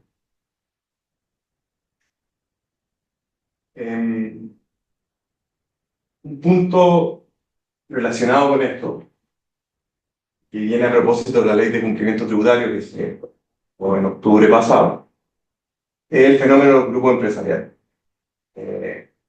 Como ustedes saben, la Ley de Cumplimiento Tributario estableció dos normas bastante relevantes en el sentido de que los grupos empresariales tienen la obligación de designar un apoderado que mantenga una comunicación constante y transparente con la autoridad tributaria.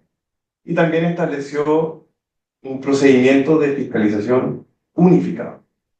La posibilidad de que si uno o más de las empresas que pertenece al grupo empresarial está siendo fiscalizada conforme al artículo 59, bueno, por instrucción del director regional en su caso, podrá llevarse a cabo una fiscalización unificada a todas estas empresas que hayan hecho operaciones con ese contribuyente en particular dentro del grupo empresarial.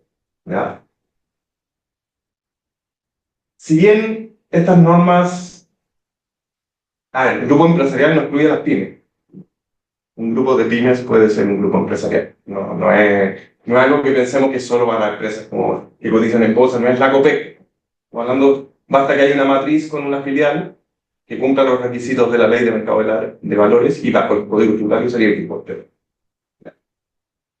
Si bien esa reforma, esa norma simplificó bastante desde el punto de vista de la fiscalización, ¿ya? Permite hacer más eficiente los recursos de la autoridad tributaria en la aplicación de sus medios de fiscalización a los grupos. Permite tener mayor control sobre las operaciones intragrupo. Parece ser una reforma que va a complicar a los contribuyentes. ¿Ya? ¿Por qué digo esto? Porque nuestro sistema de declaración de renta y declaraciones juradas sigue siendo individual. ¿Ya? Podríamos llegar al absurdo de tener un caso que se está fiscalizando un grupo empresarial PYME, por ejemplo, en donde se llegue a una reliquidación de impuestos o a la obligación de hacer declaraciones rectificatorias, ¿ya? Y los efectos de esa fiscalización se van a radicar en cada una de las empresas que le afecte ese resultado, ¿cierto? ¿Ya? Pero ese resultado, también, supongamos que son empresas que han hecho distribuciones, imaginen todas las rectificaciones que se pueden generar en todo el grupo, ¿ya? Solo en el registro de renta. ¿Ya? Control de crédito, el control de rentas empresariales, la determinación del capital propio, la asignación de los créditos, las distribuciones de la filial a la matriz, ¿ya? Lo que, sobre todo en un nivel PYME, más que simplificarle la vida, esta fiscalización y el resultado de fiscalización probablemente le va a llevar a tener que incluir en mayor gasto de administración, mayores costos para poder hacer todo este trabajo, ¿ya? Pero lo que es interesante de establecer el tema de los grupos empresariales, ¿ya? Tenemos experiencia en otros países, sobre todo en Europa, que cuando la economía tiene un nivel determinado de desarrollo, ¿ya? Empieza a ser necesario comenzar a hablar sobre tributación en grupo, ¿ya? La tributación en grupo o tributación consolidada es una medida de simplificación. Podría ayudar mucho yo sé que es agregar un cable más y quizás Carlos no, pero piensen más bien como un tubo que agrupa cable y lo fusiona, ¿ya? Soterrar. Y lo soterrar. ¿Ya? Las principales características de un régimen de tributación por grupo consolidada son que, bueno, es una empresa, generalmente la matriz, la controladora del grupo, la que hace una declaración de renta, porque ha consolidado todas las rentas y pérdidas, obvio, en ella. ¿Ya? Hace una declaración de renta. Las sociedades de abajo solo tienen que reportar, digamos, su pre-renta líquida. ¿Ya? ¿Qué permite la tributación consolidada? Bueno, simplificación administrativa, ¿ya? Para el grupo empresa. Y como un efecto, digamos, colateral de pensar en un grupo, en una tributación de grupo, ¿ya? Miren, todas las medidas no hacen tan necesario fiscalizar las operaciones intragrupo. Todas las operaciones intragrupo que hoy día son muy fiscalizadas, hoy día tenemos un artículo 64 que pareciera que está adoptando las lógicas de las normas de precio de transferencia, para llevarlas a operaciones que ocurren completamente en Chile. ¿Ya? Con un régimen de tributación por grupo, donde solo la matriz hace la declaración de renta y tiene que determinar sus obligaciones tributarias, ¿ya? No va a ser tan necesario fiscalizar la operación intragrupo. Todo se consolida arriba. ¿Ya? Las mismas empresas no van a tener el incentivo de artificialmente fraccionar ingreso y costo entre sus distintas filiales para ver dónde ocupar las pérdidas. ¿Ya? Y en tercer lugar, que es algo que tampoco se habla mucho, las empresas van a poder tributar, su carga tributaria va a estar mucho más alineada con su situación económica real. ¿Cuántas veces tenemos contribuyentes que no han ganado nada y aún así están pagando impuestos? ¿Ya? Porque el sistema no los permite consolidar. ¿Ok? También da ventajas en el sentido de que va a haber un desincentivo a esa empresa, ¿ya? A tratar de artificialmente fraccionar su ingreso. ¿Okay? Experiencias como esta hay muchas. De los 80 en adelante en Europa los sistemas de tributación por grupo existen ya llevan 50 años, ¿no? Con sus memorias, sus medidas, atención a su propia realidad, ¿no? Permitiría que, ¿cómo decirlo? Se requieren ciertas condiciones mínimas, ¿cierto? Todos los sistemas de tributación en grupo en el extranjero, en la experiencia comparada, tienen mínimas condiciones. ¿Ya? La posibilidad de consolidar pérdidas, a que es de matriz. Tener un mínimo de participación. En algunos países puede ser hasta un 75%, en Francia me parece que es 95% de control, digamos, respecto a la... Todas las empresas del grupo estarían liberadas de una carga administrativa brutal. No va a ser, no sé cuántas declaraciones juradas tiene que hacer cada empresa en una operación renta. Somos una empresa que hace de todo, ¿ya? ¿Cuántas declaraciones juradas tiene que hacer? Más la declaración de renta. Esto simplifica completamente todo el proceso de fiscalización y futura operación. ¿Ya? Creo que vale la pena pensar en esto. Sí soy consciente que es agregar un cable, agregar un régimen, pero probablemente podría generar efectos, si es que está bien implementado, están bien puestas las medidas de control y bien puestos los incentivos para que haya un correcto control de la deducción y la evasión a nivel interno. ¿No? Una mejor eficiencia en el uso de los recursos de la administración tributaria. ¿Ya? Las mismas empresas van a poder dedicarse más a sus propios negocios y no tanto al cumplimiento que es inacabable de obligaciones administrativas. ¿Ya? Si están más dedicadas a sus negocios, deberían mejorar sus resultados, deberían mejorar la recaudación, algo que desde Chile siempre es un tema. ¿Cómo mejoramos la recaudación? Bueno, dejemos que las empresas simplifiquemos la vida para que hagan sus propios negocios, pero con un control correcto de la elección, ¿ya? Y de la operación. Es algo que me parece que podríamos empujar. No sé si habrá un candidato que el día de mañana quiera elaborar esto, pero por lo menos la ley de cumplimiento tributario, al meter el concepto, al incluir el concepto y este procedimiento de fiscalización unificado, ya hizo el primer paso: simplificar y consolidar desde el punto de vista de la fiscalización. Ahora vamos a la realidad del contribuyente. Eso.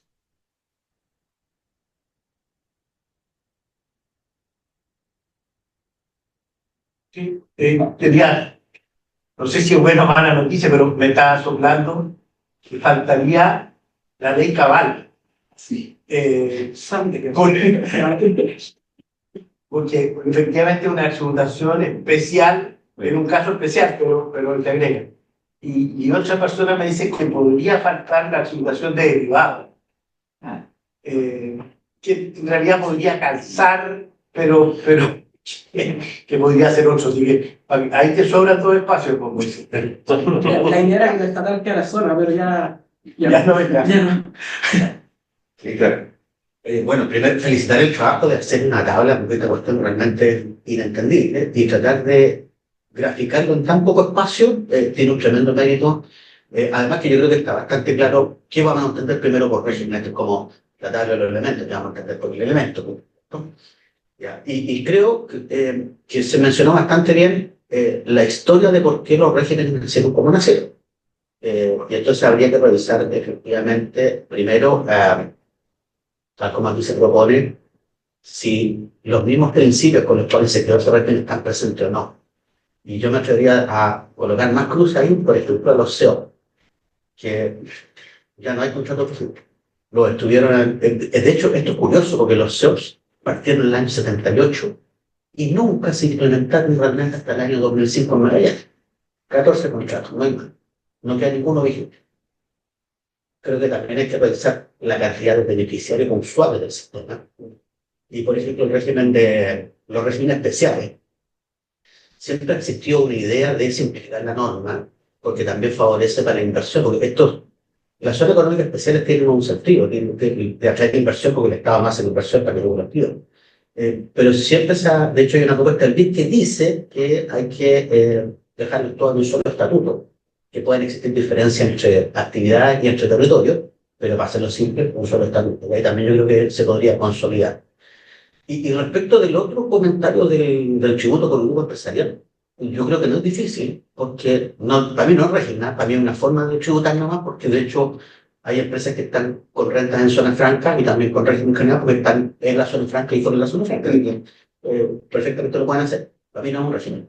Y no es tan difícil hacerlo porque ya se presentan estados financieros consolidados, los grandes grupos, y se consolida todo, y ahí además aparece el concepto de los impuestos diferidos y otra serie de cosas, pero creo que efectivamente facilitaría el trabajo porque esta tabla, claro, está simplificado, algo que es muy complejo, pero después también queda por ver todo el otro trabajo que tendría que hacer, la cantidad de declaraciones juradas, la cantidad de declaraciones de renta que va a hacer, la cantidad de separaciones que un mismo contribuyente tiene que hacer, por lo que el corregimiento en su renta. Entonces, yo le apostaría a la idea de una solo o tributaria, en realidad, por un grupo empresarial haciendo eso una suerte de abogado por todas las demandas.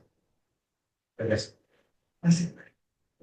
Darío, una observación y una pregunta. El régimen de las empresas estatales, de hecho, es uno de esos resabios que queda cuando no se ajustan las cosas, porque ese 40% es el mismo 40% que pagaban todos los contribuyentes, mediante tasa adicional o, en el caso de las unidades, mediante pseudotribución. Entonces, ese impuesto de 40% existe para, en ese momento, emparejar la cancha de las empresas estatales por el resto. Y cambió la situación del resto del contribuyente y ahí quedó. Y ahí digo, se lo preguntó mucho, y para las empresas estatales no es indiferente, porque uno diría, mira, el accionista siempre es dueño del 100% de la utilidad, pero con las empresas estatales trivial determinar qué pasa, qué parte de los costos tienen que pasar obligatoriamente en un costo. Y qué otra parte tiene que ir su accionista y entonces, esa es la primera observación. Y la segunda, siempre me he preguntado qué necesidad tenemos de tener reglas tributarias paralelas a los tributarios para determinar la base. O sea, hay casos que evidentemente se podrá justificar, quizá uno quiera dar un incentivo, pero buscando de compartir la base, su renta líquida será aquella que diga su estado de fundación, que se puede contar realmente. Y le digo, no, tener algo de efecto, ¿qué? ¿En algún sentido deberíamos hacer eso? Como contador te puedo responder esa. Y no es solo para complicarlo más, no, pero creo que también hay un tema de cómo nos relacionamos acá, probablemente entre el Estado y los contribuyentes, a través del servicio de impuestos internos. Hay un tema que probablemente acá no hay una relación tan de confianza, ¿verdad?, como en otras jurisdicciones. Y si bien hay que reconocer que se ha trabajado en eso, en aumentar la confianza entre el contribuyente y el fisco, por ejemplo, a través de la Defensoría del Contribuyente, todavía no hay una relación de confianza y, en general, las normas tributarias lo que tienden a hacer es a dar más certeza, ¿ya? Entonces, cuando uno tiene que hacer una contabilidad en base a normas financieras, tiene que tomar muchos supuestos. Cuando yo tengo que comparar por ejemplo, un valor de mercado de acciones con el valor de mercado, o sea, con el costo tributario de las acciones con su valor de mercado a una cierta fecha, de acuerdo a su cotización, quizá no hay tanto problema porque la información viene de un tercero, ¿cierto? Pero si yo tuviera, por ejemplo, que aplicar las normas de, digamos, incobrables, ¿ya? Por los clientes, las normas financieras, ahí hay que usar presunciones. Entonces esas presunciones pueden generar, ¿cierto?, algún tipo de problema a la hora de decir por qué castigó el 10% o el 15% de sus incobrables, por qué lo castigó a un cierto plazo de la cartera. En cambio, lo que hace la norma tributaria es decirme, ok, de acuerdo a la norma que está actual, que a mí me gusta mucho por lo mismo, ¿cierto? A 365 días usted lo puede castigar tranquilo. Antes de eso tiene que aplicar un porcentaje que yo le estoy definiendo. Entonces, aumenta la certeza, tanto para las dos partes, para el contribuyente como para el fisco. Si mantenemos, si tratáramos de aplicar como están hoy día las normas financieras, uno, creo que necesitaríamos mercados más desarrollados, también necesitaríamos una práctica contable. A mí tengo que hacer un mea culpa como profesional, ¿cierto? Por el gremio, necesitamos una práctica contable más desarrollada en base a normas NIF, ¿ya? O IFRS, porque ahora se están aplicando principalmente las pymes, y eso también nos está dando un problema de que tú puedes decidir aplicar ciertos criterios de acuerdo a la naturaleza de tu empresa, lo cual nos genera el mismo tema. La empresa de acá decidió castigar el 15% de sus incobrables de acuerdo a su negocio, y la de acá decidió castigar el 10% de los incobrables, y generamos una brecha de un 5% basada netamente en criterios contables. Entonces, quizá yo sigo con la lógica local, pero yo prefiero la certeza, ¿ya? O sea, prefiero que la norma me diga cuáles son los criterios que tengo que tomar, en la medida que, a diferencia de los derivados de las acciones, no haya un valor externo que me dé, ¿cierto? O un tipo de cambio, por ejemplo. Ahí tengo valores externos que me dan certeza, pero cuando tengo que aplicar criterios contables, primero necesitamos confiar en que la empresa no va a manipular sus criterios contables, ¿ya? Y eso necesita mercados más desarrollados, más peso en la auditoría, más desarrollo de la práctica contable con normas internacionales. Caso la cola. Por ejemplo. Puedo agregar a lo que señaló Moisés, que además hay ciertas políticas públicas que podrían apartarse de las normas técnicas contables. Específicamente en materia de pymes, el hecho de que no sea devengado y que sea percibido es, llegamos a esa conclusión después de dos reformas hacia atrás, y tenemos el régimen actual, que ha demostrado que permite la subsistencia. En el tema de la depreciación instantánea de los activos fijos, es otro concepto que tiene una finalidad de política pública para que las pymes puedan ir cambiando tecnología. Y por lo tanto, yo quiero simplificar el tema, pero creo que todavía necesitamos una diferencia entre lo tributario y lo que es específicamente financiero.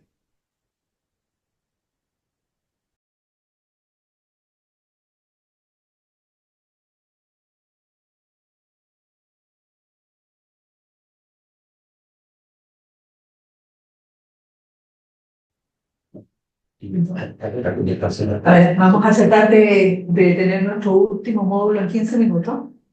Lo que no es un problema, porque Carlos y yo hablamos bastante rápido.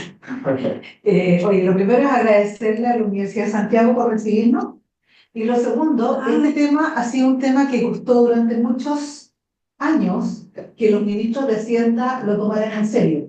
De hecho, nos tocó estar en muchas reuniones con ministros y hablábamos siempre de la informalidad, y ellos decían lo importante de no tener tiempo. Con lo que nunca fue tratado, y las cosas dejaron que sucedieran, y sucedieran, y sucedieran, y hoy día estamos con una economía sumergida tremenda. Vamos con la análisis siguiente. Ya se avanzó en esto de que la Constitución garantiza a todos el trato igualitario, que es la norma genérica número segundo, del 19 número 2, pero tenemos la específica, que es la número 20, que nos garantiza que tienen que dar un trato igualitario con equidad horizontal y equidad vertical. Y por tanto, como señala Soledad, cuando vimos al Ministerio de Hacienda y le explicábamos esto de la informalidad y la economía sumergida, decían, ojalá ustedes nos ayuden, porque es demasiado difícil el tema. Pero en la lámina siguiente vamos a ver que eso que era difícil y que se le sacaba el cuerpo a la lámina siguiente, a la discusión, les golpeó en la cara al Estado y tenemos a un director del Servicio de Impuestos Internos recién asumido, que es convocado por la Comisión de Hacienda de la Cámara de Diputados, y señala que tenemos entre evasión y elusión, una spread entre el 30 y el 50% de lo que deben ser los impuestos corporativos. Entenderán ustedes que entre un 30% y un 50% el margen de error es inaceptable en definitiva. Quiere decir que no sé dónde está la evasión y la elusión, y si no sé dónde está la evasión y la elusión, ¿cómo determino políticas públicas para poder controlar esto? Y que fue lo que le dice el presidente de la comisión en ese minuto al director del Servicio de Impuestos Internos, y lo que motiva el compromiso del director de volver al Congreso con una explicación de esto, que es fundamental, porque si de verdad tenemos 50% entre evasión y elusión, nuestro problema no son las reformas tributarias, nuestro problema es fiscalización, y si fiscalizáramos se acabaría el problema en definitiva. Y en la lámina siguiente, aquí tenemos todas las posibilidades. Aquí tenemos las posibilidades de esta economía sumergida, que sean delincuentes evasores, 100% delincuentes, no tienen identidad, no tienen RUT, no tienen nada. Parcialmente delincuentes evasores, sí los conocemos, pero hay una parte negra de su actividad económica. Hay una parte significativa que es la legítima discrepancia interpretativa, que es el ámbito de la elusión, donde hay un concepto por parte del servicio, pero puede legítimamente haber un concepto distinto por parte del contribuyente. Y después, en las tres primeras categorías de empresas, las microempresas, las pequeñas empresas y las medianas empresas, hay lógicas distintas. En lo que son las microempresas, generalmente sí hay un cumplimiento hormiga muy pequeño de bajo monto. Generalmente es un problema de falta de información. En el caso de las pequeñas empresas hay un problema de competitividad, porque si mi vecino no está pagando toda la tributación que corresponde, yo no puedo seguir en el mercado, y por lo tanto hay un problema que si los demás lo hacen, ¿qué hago yo? Y en las medianas empresas ahí ya hay más información, y ahí hay un diablo que mete la cola y que genera. Y en las grandes empresas que hay conocimiento, y por lo tanto cuando hay economía sumergida en las grandes empresas, claramente estamos en un tema ya delictual. ¿Sole algo de esto? No, cuidado. Sigamos la lámina siguiente. Bueno, en materia de microempresas, la verdad es que sí existen estudios serios. Los ha hecho el Ministerio de Economía, que periódicamente ha estado estableciendo cuál es el nivel de informalidad y formalidad en microempresas. Y como vemos, en la informalidad de los últimos estudios supera el 58%. Eso significa que menos del 42% de las microempresas que funcionan estarían funcionando formalmente, y el 58% están simplemente funcionando formalmente. Esto obviamente nos habla de una desigualdad tremenda y de un problema de que aquí hay un grupo importante que funciona negro y va a seguir funcionando. Vamos a la siguiente. Estas cifras ya las conocemos, son oficiales del Servicio de Impuestos Internos, representan los años tributarios 2023 y 2024, pero si uno revisa hacia atrás, Chile tiene generalmente en los últimos 20-25 años, 3 de cada 4 empresas son microempresas. Y por lo tanto ahí tenemos una gran masa que tenemos que hacer un estudio serio para ver cómo hacemos que esta economía sumergida, que vamos a ver en un segundo más, aunque el no pago sea poco, se presta para que haya otros contribuyentes mayores que no paguen sus impuestos. Y ese es realmente el problema. Hay un problema claro de información, que si no tenemos buena información no podemos tomar adecuadas políticas públicas. Y un tercer problema que tenemos, que por mala información no podemos focalizar el gasto público. Y por lo tanto, este es un problema que tenemos, lo tenemos que solucionar, y representa de las formales 3 de cada 4 empresas. Cuando uno viene bajando, se da cuenta que en el caso de las pequeñas empresas llegamos a un poquito más del 20%, pero que solo participan de un 5% de la economía. Por lo tanto, de nuevo, ¿puede justificar este 30-50% de evasión e ilusión que señala el director de servicio entre las microempresas que participan del 1.31, 1.40, más las pequeñas empresas que participan entre el 5.24 y el 5, poquito más del 5? Claramente no. Es imposible matemáticamente que el 30 o 50% provenga de este 95% de los contribuyentes, que son los microempresarios y los pequeños empresarios. Después tenemos la mediana empresa, que representa apenas un 3%, un poco más del 3%, también concurre al 55% de las ventas nacionales, y aquí ya tenemos un número que es más fácil de fiscalizar. Por eso decimos que aquí el diablo puede meter la cola, y aquí tenemos que tener un mejor control respecto a la tributación. Y después nos vienen las grandes empresas, mejor información y por tanto el nivel de cumplimiento y la economía sumergida que se puede entender en lo que son las micro y pequeñas empresas. Cada vez que vamos subiendo en el tamaño de la empresa ya no tiene explicación la economía sumergida. Digamos. Ups, aquí vienen los grandes problemas. Pero ¿cuánto están vendiendo los formales y los informales? No se puede justificar ni el 50 ni el 30% de informalidad del que hablaba el estudio de John Pratt. Y no hay forma de determinarlo, porque si efectivamente la informalidad está en los niveles más bajos, no generan una recaudación suficiente como para que afecte efectivamente la economía. Y cuando hablamos de las grandes empresas, el propio servicio sale a señalar que ellas normalmente cumplen con sus obligaciones tributarias. Por lo tanto, el problema es la falta de información, la trazabilidad y las políticas públicas adecuadas. Sin información no podemos tener un buen plan de fiscalización. Por lo tanto, si bien hay que tener dentro de esto un sistema de invitar a formalizarse a las empresas, esa formalización tiene que ser un sistema simple. ¿Y por qué esto es tan relevante? Porque hoy día estamos en un nivel de concentración económica que está afectando de alguna manera toda la economía. Cuando miramos, no sé, cuántas son las farmacias grandes que hay, cuántas son los supermercados grandes, cuántos...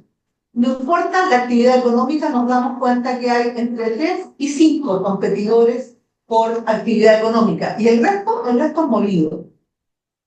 Con lo cual ahí tenemos un tremendo problema.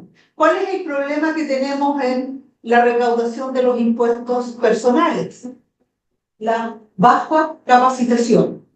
Es decir, hemos discutido, y yo creo que ahí es muy interesante una de las entrevistas, una entrevista que hizo Mochati a Ricardo Escobar, en el cual se habla específicamente de cuál era el problema de la recaudación de las personas. Y el problema es que los sueldos son bajos porque hay un problema serio de productividad, y ese problema de productividad se produce producto de educación y capacitación. Hay exceso de burocracia y permisología, que la verdad es que hemos visto que hoy día a una pyme le puede tomar varios meses lograr hacer iniciación de actividades. Ahora, si tiene que obtener permisos de la municipalidad o permisos de algún otro organismo, los plazos ya se van alargando, lo que obviamente lleva a todas estas personas a la informalidad. Hay una tremenda penalidad administrativa. Aquí la verdad es que las multas son tremendas. Hay un Estado lejano en cuanto a la ayuda y el apoyo. Hoy día cuando uno va a hacer una gestión administrativa se da cuenta que se encuentra con más problemas que soluciones. Hay una competencia desleal entre los formales y los informales. Y hay una costumbre. Y hemos visto que si bien estábamos hoy día acostumbrándonos ya a pagar todo a través de transferencias económicas, hemos vuelto un pie atrás con las 50 transferencias económicas, y vemos que hay grandes videos en TikTok, en Instagram, que nos dicen que la verdad es que hay que tener varias tarjetas de crédito o hay que recibir derechamente los pagos en efectivo. Por lo tanto, aquí tenemos toda una sociedad que nos está llevando hacia la informalidad. ¿Sigamos? Bueno, ahora pongamos el láser en cada uno de los tipos de empresas. Las pequeñas empresas son las que no venden al año más de 93 millones de pesos, y aquí tenemos informales y formales. A los informales, la verdad que tenemos hoy día la tecnología, existe la información, la digitalización para que las personas cuando invierten en viajes, auto, inmuebles, compra de divisas, la verdad es que esto es un problema de voluntad y de medios para poder perseguirlo. Y respecto de lo que son los formales, bueno, la justificación de las inversiones es un tema que para este nivel de contribuyentes, 3 de cada 4, debiera ser un tema de fácil solución. La lámina siguiente. A ver, aquí dos temas. Uno, esta reciente información que fue el censo 2024, y lo segundo, nuestro siguiente problema como país. El que acabamos de, comillas, solucionar fue la ley de pensiones. En la comilla solución, porque vamos a ver qué nos va a pasar de aquí a 4 o 5 años más, pero da la impresión de que por lo menos como tema social bajó la presión del tema de pensiones producto de la ley. Pero esto, que es el informe del censo que nos dice que somos menos que antes, 18 millones y medio, pero no solo eso, sino que nos dice que somos mucho más, y lo tenemos abajo a la derecha, que el porcentaje de mayores creció significativamente. Por favor, vean cómo cambiaron los números. Y respecto de los de menores, que son nuestro futuro, también nos está teniendo un efecto negativo, y esto ha sido analizado en la lámina siguiente. Yo veo que tú ves los otros. En la lámina siguiente tenemos a la Andrea Repeto viendo una cara del problema.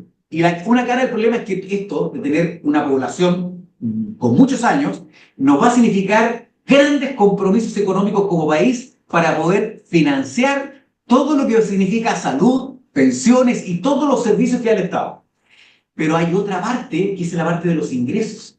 Porque si tenemos una sociedad con muchas personas jubiladas y con pocos niños que van a ser los futuros trabajadores, los futuros emprendedores, no solo se nos presenta el problema del lado del aumento de los egresos, sino que se nos va a producir el problema del lado de los ingresos. Y eso nos lleva a la parte tributaria, que si no lo hacemos bien y hacemos una buena reingeniería desde el punto de vista de los sistemas tributarios, este problema que Andrea Repeto lo ve del lado de los gastos, nos va a golpear muy fuerte también del lado de los ingresos. La lámina siguiente.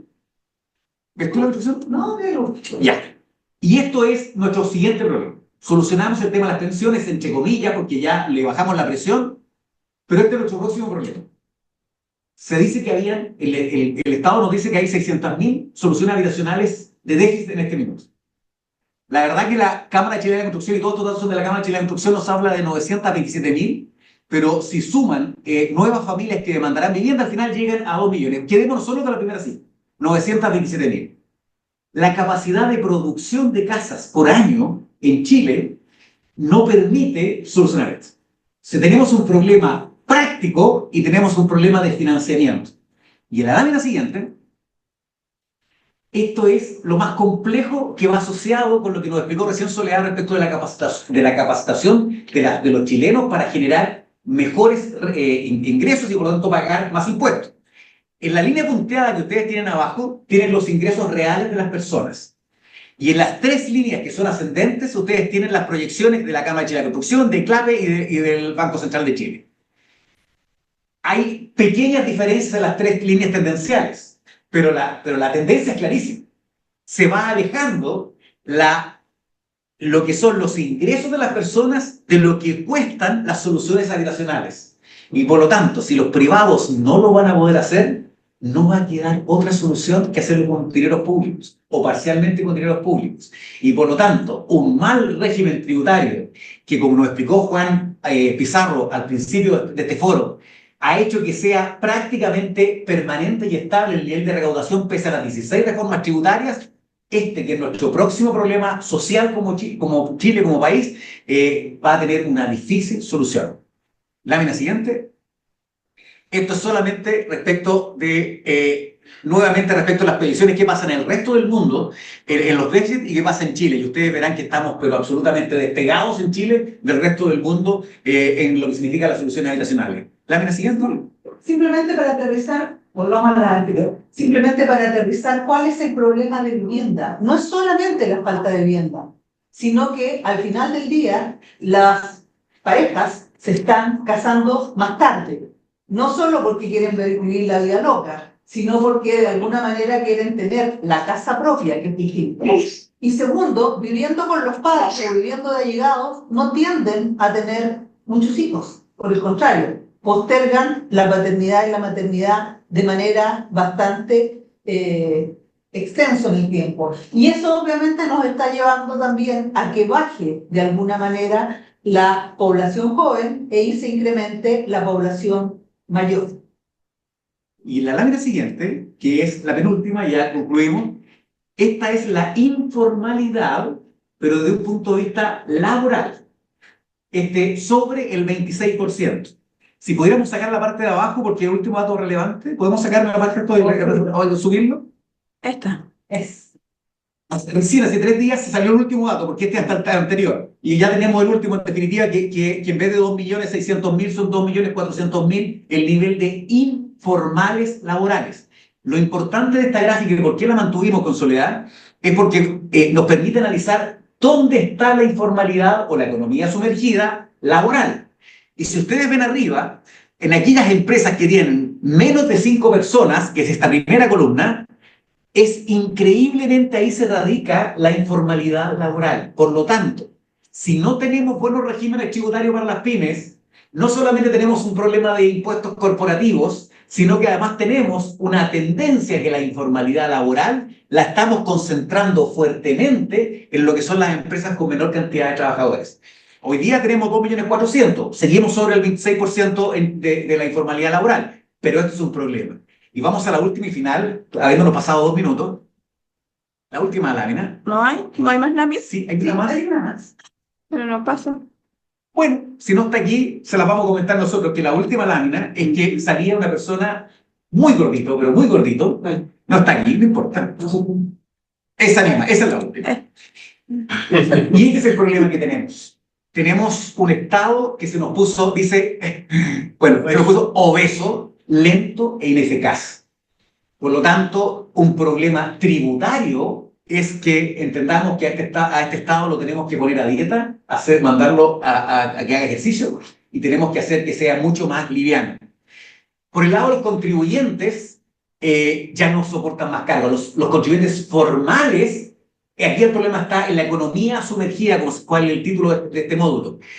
A los formales, uno, como explicó Juan Pizarro, aunque le suba la tasa al 100%, la verdad es que la recaudación no va a subir.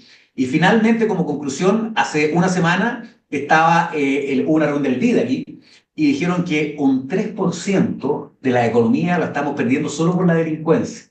Esto no es delincuencia de no pagar. Esto es el costo que le provoca a la sociedad el nivel de delincuencia que tenemos. Por lo tanto, una parte importante de la solución tributaria es que nos pongamos serios como país también con el tema de la delincuencia. Eso. Gracias.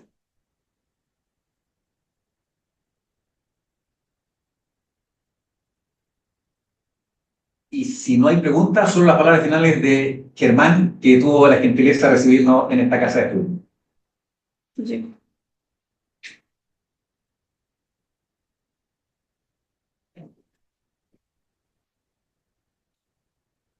Muy bien.